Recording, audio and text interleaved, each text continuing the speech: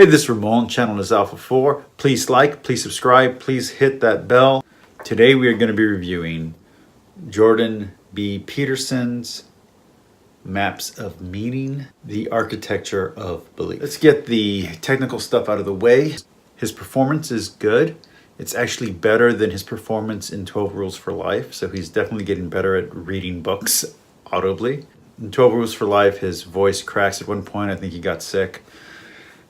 Here in Maps of Meaning, his performance is solid throughout. And once you get used to his cadence, you'll actually miss his voice once you get done with the book. When it comes to the entertainment value, there is not much. It's a pretty dry read. It's pretty boring, at least when it comes to entertainment. Even as a technical read, it doesn't really dive deep enough into the technicalities that he's examining to even be a good technical read. So is it a good book? Most definitely. I'll say that anybody who has read 12 Rules for Life should absolutely read Maps of Meaning. It works as a proof book for the concepts that are in 12 Rules for Life. So if you like 12 Rules for Life, if you love 12 Rules for Life, or you hated 12 Rules for Life, you should get Maps of Meaning just so you can see his proof text. That being said, what if you were lukewarm on 12 Rules for Life, or what if you've never read 12 Rules for Life? Should you still read Maps of Meaning? I'd say only if you're interested in psychology. So what is Maps of Meaning? Well, it's basically Jordan Peterson playing psychiatrist to the entire world, to all of humanity, to the history of humanity.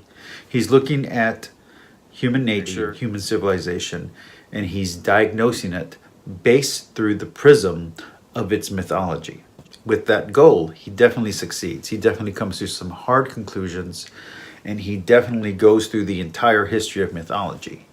That being said, he relies a lot on Iliada and on Jung. He definitely goes into the Gulag Archipelago like he likes to do in his modern work. But he doesn't really go for prime sources. He's quoting quotes here, which I did not like. I'm assuming that in his life, after he finished writing this dissertation or this thesis, I'm pretty sure he actually read all the works that he's referencing. But in here, he's referencing the referencer. So, that's not always great. So what is Peterson's process here?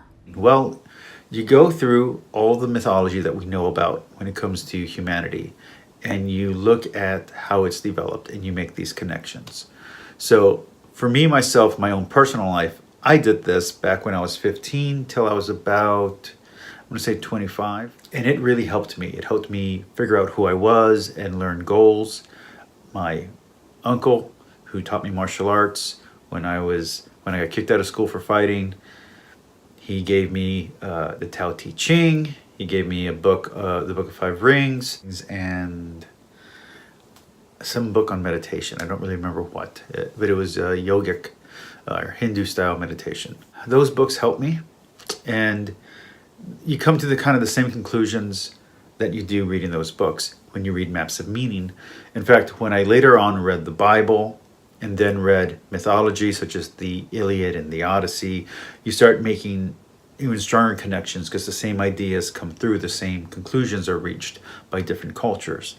So Jordan Peterson is looking at these conclusions and seeing which ones click, seeing which ones differ, and examining what that means for humanity and how humanity views itself, and what are the lessons you can derive from these myths. That being said, this book does feel incomplete because a lot of the conclusions are just never reached. He just simply states the facts and moves on. If you want to hear what his conclusions are, you actually have to read 12 Rules for Life, which I hear he's also working on a sequel. So it'd be interesting to see if he comes up with new ideas or if he's still going to base it on this. And that is something that I think should be addressed here at this point in this review, which is a lot of people accuse Jordan Peterson of just repeating things that everybody already knows, and that it's pointless. And I'm going to break that down into two bits, which is one, saying that it's things that everybody already knows. Well, he's definitely going to wisdom. For instance, the Book of Wisdom in the Bible is mentioned here in Maps of Meaning. He is going back to ancient wisdom. But the reason why you go back to ancient wisdom is because sometimes you forget. For instance, I live my life or have lived my life according to these rules for a very long time. And reading 12 Rules for Life and now reading Maps of Meaning, I've definitely begun to strengthen my application of these ideas in my life, and it has improved my life. And that process is something that should be examined as well. But first, let's stick with the but these aren't new ideas kind of thing. So yeah, it is kind of like hearing your grandfather give you life advice. That is kind of what it's like. And the left will say, well, he's not saying anything new. And they will discount it as old knowledge. While the right will say, hey, this is stuff that I've always wanted to hear, whereas it's been all my life. And the truth is, it's been in the very books that you probably haven't been reading. But the truth is that this knowledge has to be come to anew every generation. Every person who is born has to come to these conclusions for themselves for the first time. So this knowledge is always constantly renewing itself because you always constantly have to relearn it. What you learned is what your father learned, and what you learned is what your son will learn. Or if you want to hear it with the feminine, what you learned is what your mother learned, and what you learn is what your daughter will have to learn. It's just the same thing. You got to learn how to eat. You got to learn how to treat people well. You got to learn how to take care of yourself. You got to figure out what's important in life and what isn't. These are all things that everybody has to learn, and that's what he's going back to. Well, what's the importance here? Why does that even matter, right? It matters because it's good information. The second thing that I want to address is the accusation that this type of knowledge or information is pointless. It is not. And I'm going to use my own life for an example. I have 3 times in my life rebuilt my life and used these rules to rebuild my life. When I was a kid and I was fighting and I was getting kicked out of school, I used these ideas to become a better person and to practice and test out nonviolence and to learn self-control and to learn discipline and to learn how to treat people well and to not be so self-centered. Then after I had a cancer scare in college, I then used this knowledge and things that I knew and things that I learned in books that I was reading, such as the Bible, such as the Tao Te Ching, such as the Book of Five Rings and The Art of War by Sun Tzu, and even The Prince, to rebuild my life. And I dedicated myself to martial arts, and that's what I've been doing for the last 15 years. And it has kept me alive, and it has helped me push my life forward. But again, I hit another wall. I got fat and I became diabetic. And again, I let my life fall apart. I changed careers, took a desk job, got fat, started dating people that I didn't respect, and generally my life started to fall apart. So then I put in the work to fix my life. I went back into religion.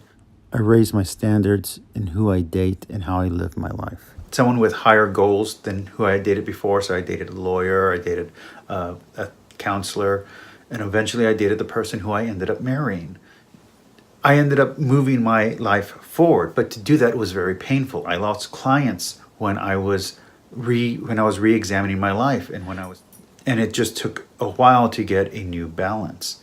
And eventually, through this metamorphosis, I now have a better job that pays way more than any job I ever had before. Plus, I'm thinking about going back to school, and I'm rededicated to my religion. I went through RCIA, which is a thing for Catholics, and I started this channel, and I got healthy again, and I had a 6-pack, and I started hiking every day for 6 miles a day, weightlift every day for at least an hour, sometimes an hour and a half, and my life got better. I regained all my friends that I had lost through the process of just my life degrading, and suddenly I have a life again, and I have a wife, and I have income, and my life got better by following these ideas and these rules and these concepts, these principles and these maxims. I know that's a lot of words strung together, but they're actually all important. And these ideas are very old. I'm not the first person to figure this out. Jordan Peterson is not the first person to figure it out. A lot of people figure this out over and over and over again. And you will have to as well. Now, you can either learn it for yourself, which is called learning the hard way, or you can learn it from other people, which is, why people read books and why people listen to stories and why people actually listen to their parents and their grandparents. Old ideas are still good ideas, okay?